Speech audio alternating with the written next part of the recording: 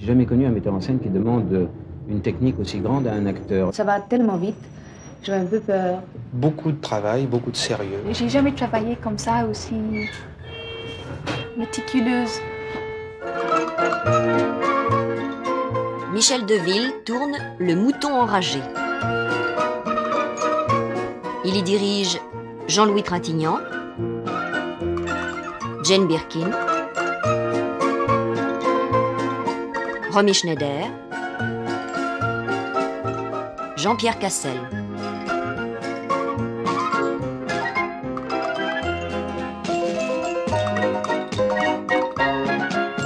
Eh bien voilà, on va tout vous expliquer. Aide-moi. Eh bien voilà. N'essaie pas de comprendre. Fais-le, je te le demande. Et après je reviens, je te raconte tout, c'est ça? C'est ça. Eh bien, c'est un personnage qui évolue au cours du film, qui au départ est un petit employé de banque et qui décide, avec la complicité d'un camarade, de devenir très riche et de coucher avec beaucoup de femmes.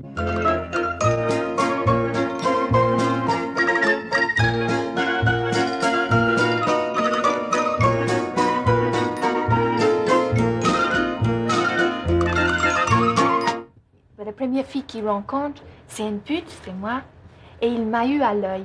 Alors, il a compris après ça qu'il a un certain charme, qui est vrai. Alors, il continue avec les filles beaucoup plus chics, et il quitte la banque où il est un employeur, et il devient très riche en tapant toutes les filles de Paris.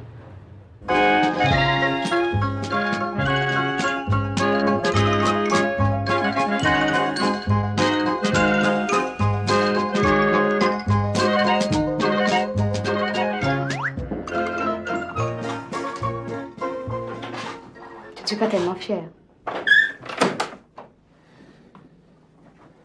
Moi non plus. Ce n'est jamais très réussi la première fois. Jamais. Je trouve que c'est le plus beau rôle du film. Les plus beaux moments de ce film, les moments les plus humains, ce que j'aime le plus de cette histoire, c'est les moments et les scènes entre Robert et Nicolas. C'est pour ça j'ai dit à Michel Deville, j'ai envie de le faire. Il ne me reste pas des kilomètres.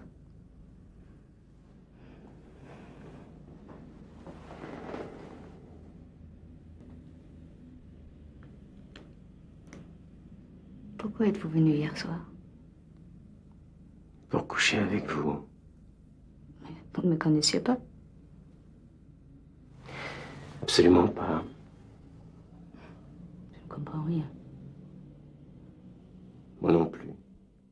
Un autre personnage dans l'ombre va exploiter cette révélation pour lui et le pousser justement à quitter son côté moutonnier, enfin pour le faire devenir un lion. Essayer de le faire devenir un lion. Et il va devenir un lion parce que cet homme est très intelligent qui le guide dans l'ombre. C'est ça, oui. Je crois que le film trouve sa vraie dimension dans les rapports qui existent entre le rôle qu'interprète Jean-Louis Trintignant et celui que je vais interpréter. À ton avis, elle vaut combien? Oh, 2 ou 3 milliards au moins. Eh bien voilà. Et tu t'en occupes? Comment? Qu'est-ce que tu attends pour coucher avec elle? Oh. Un personnage assez complexe, qui a une vie profonde, très compliquée sûrement, et qui se traduit, enfin qui se réalise dans l'autre. C'est un personnage qui vit à travers un autre. J'ai l'impression que tu te reposes sur tes lauriers. Alors j'ai quelque chose à te dire, mon vieux. Tu n'as même pas couvert la moitié du chemin. Tu as une voiture, du fric et un emploi, d'accord, tout ça grâce à un homme, Lourceuil. Qu'est-ce que tu as fait pour lui récemment? Rien. Encore un mois comme ça, tu te retrouves au point de départ. Faut quand même pas exagérer. Tu planes, quoi. Je crois qu'à notre époque, on s'intéresse beaucoup aux personnages qui réussissent même au mépris de toute morale. Je crois que c'était intéressant de faire l'anatomie d'une réussite sociale, même si cette réussite est vraiment assez ignoble. Tu ne remarques rien?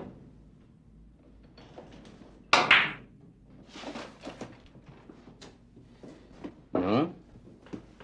Il y a Bétiol, le ministre de la Culture. Du crew? Regardez bien les photos. Ah. Qui est-ce? Je ne sais pas.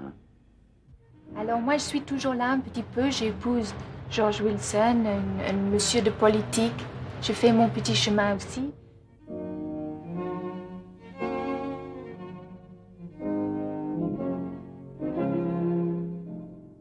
Et à la fin, mon mari meurt et on se retrouve ensemble, comme à le commencement. Ça commence en regardant les trains et à la fin, il me dit peut-être on peut aller regarder les trains.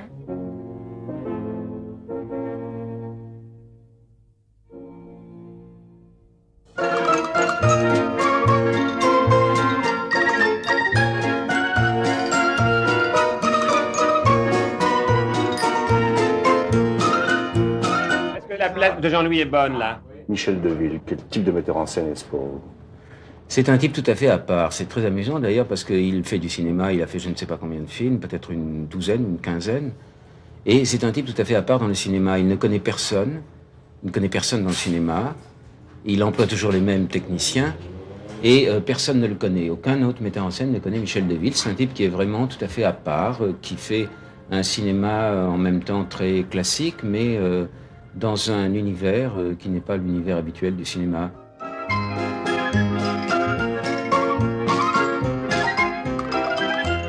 Il répond à tous les regards, mais rapidement, tac, tac, tac, oui, c'est moi. Il faut savoir où on va. Enfin, je sais qu'il y a des metteurs en scène qui ne savent pas exactement, et c'est bien pour eux aussi. Ils créent sur le plateau, enfin, ils créent avec leurs comédiens, dans le décor, ils organisent, et là, ils terminent leur film, ils le façonnent. Moi, je le vois d'avance, enfin, j'essaie de tout préparer, de rien laisser au hasard, justement, pour me libérer du problème temps. C'est un travailleur acharné, c'est un fou de travail, c'est un fanatique. Chez soi, on a le temps de tout préparer, le temps ne compte pas, le temps ne coûte rien. Chez soi, la nuit à son bureau, etc. Alors, soyons réalistes quand même. Jane Birkin lui a demandé l'autre jour pourquoi il n'était pas marié. Il a dit « j'ai pas le temps ». Je crois que c'est vrai. Des gens peuvent dire ça pour faire un mot, mais chez lui, je crois que c'est vrai. Il n'a pas le temps, il fait que ça. Toute sa vie est organisée autour de son métier. Lui, rigolard, pourquoi et toi, non? Et hop, tu saisis l'occasion. Ah, quelque chose. Bon. Alors, en très gros, c'était ça, Robert Salem? Ah, c'est un bon directeur d'acteur. En même temps, un petit peu irritant parfois pour les comédiens parce qu'il impose un rythme général à son film et les comédiens doivent s'y plier. Il a raison. Un film ne passe, une histoire ne passe bien que quand elle est racontée dans le rythme exact. Le rythme a une importance primordiale dans la vie, d'ailleurs. Il a chronométré chaque plan. Il sait, par exemple, que tel plan doit durer 17 secondes.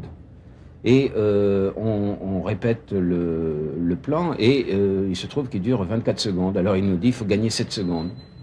Chaque seconde, chaque quart de seconde compte. Dans la vie, on prend des temps incroyables. Enfin, si on enregistre une conversation, c'est plein de redites, de temps, de répétitions, de tout. Au cinéma, il faut que ça soit dense et il faut être très vigilant là-dessus. Alors il faut que le comédien se plie, épouse un rythme qui n'est pas forcément le sien, puisque c'est très difficile d'arriver à raccourcir comme ça, dans les silences, dans la façon de dire les choses. Reste encore un peu. Salut.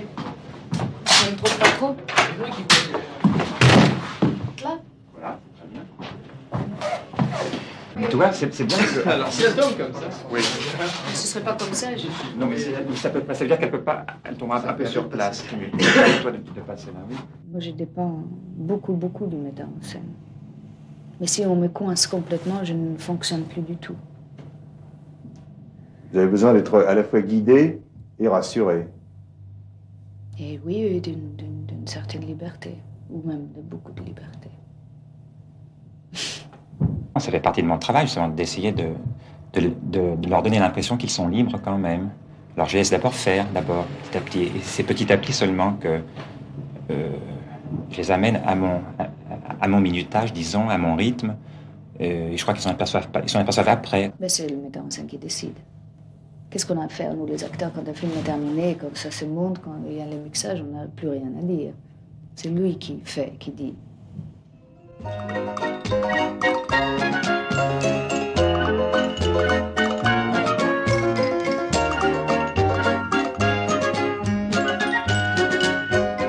Jane Birkin, pour moi, c'est une révélation, c'est un personnage extraordinaire. Et je crois que ça va être vraiment une immense comédienne. Elle est stupéfiante. de fraîcheur, de spontanéité, d'intelligence. Elle est très intelligente, elle n'a pas l'air comme ça, mais elle est très intelligente. Il est gentil. Ben, je sais pas, c'était difficile. Notre première scène dans le scénario était scène de viol. Sur le feuille de service prévenir lèvres fendues de Mademoiselle Birkin, des trucs pour tomber par terre et tout ça. Il fallait qu'il me gifle. Alors il n'a pas voulu du tout me gifler parce qu'il est très gentil. Et chaque fois qu'il me regardait, il dit mais non, je peux pas faire ça. Alors j'ai dit mais si, j'aime ça. Alors à la fin, il m'a giflé. Il était tellement désolé que la scène était parfaite. À la fin, j'étais vraiment très touchée par lui. J'espère que ça se voit.